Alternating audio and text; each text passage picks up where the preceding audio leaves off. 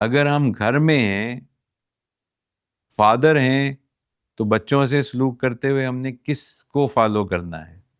اگر ہم شوہر ہیں تو کس کو فالو کرنا ہے؟ اگر ہم بیٹے ہیں تو ہم نے کس کو فالو کرنا ہے؟ اگر ہم بیٹی ہیں تو ہم نے کس کو فالو کرنا ہے؟ اگر ہم بہو ہیں تو ہم نے کس کے بتائے ہوئے اصولوں کو فالو کرنا ہے؟ اگر ہم داماد ہیں تو ہم نے کس کے اصولوں کو فالو کرنا ہے؟